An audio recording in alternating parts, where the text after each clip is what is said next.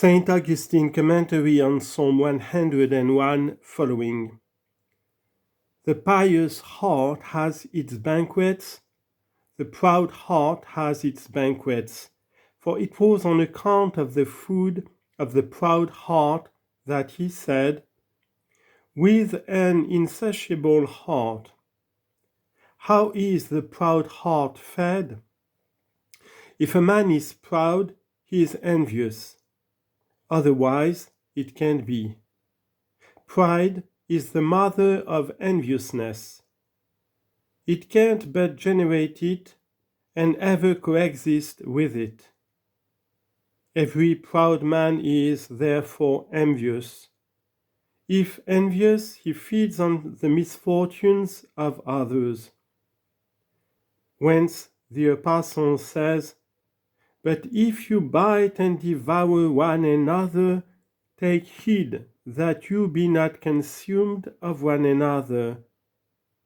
Matthew chapter 7, verse 23. You see them, then, eating, eat not with these. Fly such banquets, for they can't satisfy themselves with rejoicing in others' evils, because their hearts are insatiable.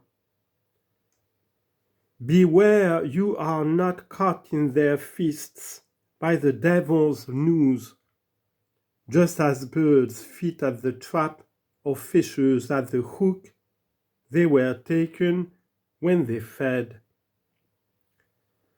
The ungodly therefore have their own feasts, the godly also have theirs. Hear the feasts of the godly. Blessed are they who hunger and thirst after righteousness, for they shall be filled. Matthew chapter 5, verse 6. If therefore the godly eats the meat of righteousness, and the ungodly of pride, it is no wonder if he is insatiable in heart. He eats the meat of iniquity. Do not eat the meat of iniquity, and the proud in eye, and the insatiable in heart, eat not with you. And whence were you fed? And what pleased you when he did not eat with you? Mine eyes, he says, were upon such as are faithful in the land, but they might sit with me. Verse 6. That is, that with me they might be seated. In what sense are they to sit? You shall sit on 12 thrones, judging the 12 tribes of Israel. Matthew chapter 19, verse 28. The faithful of the earth judge, for to them it is said, "Know you not that we shall judge angels?" 1 Corinthians 6:3. Whoso walks in a spotless way, he ministered unto me. To me, he says, not to himself.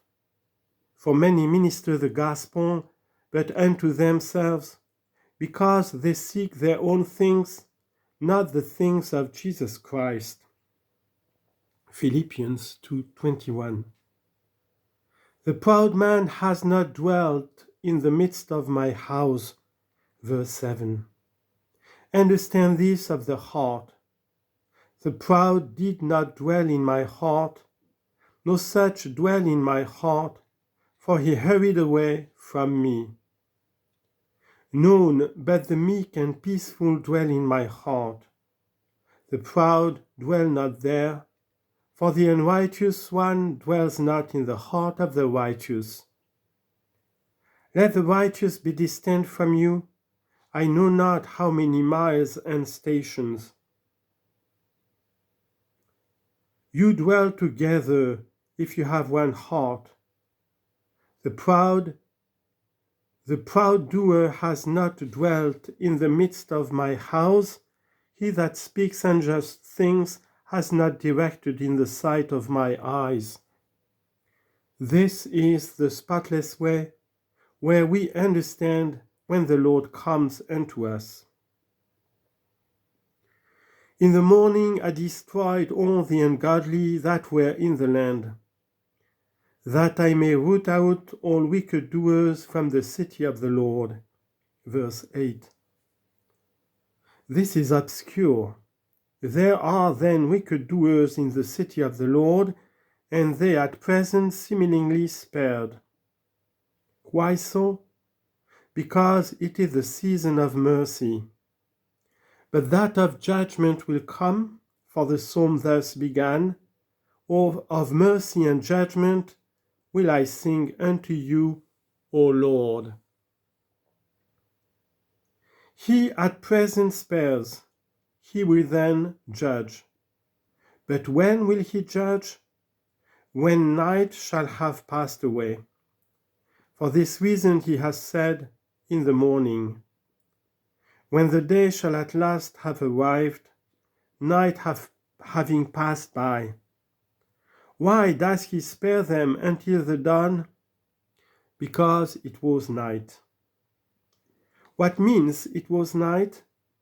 Because it was the season for mercy. He was merciful, while the hearts of men were hidden. You see someone living ill.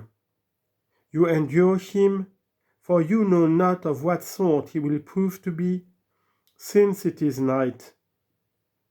Whether he who today lives ill, tomorrow may live well, and whether he who today lives well, tomorrow may be wicked. For it is night, and God endures all men, since he is of long suffering. He endures them, that sinners may be converted unto him.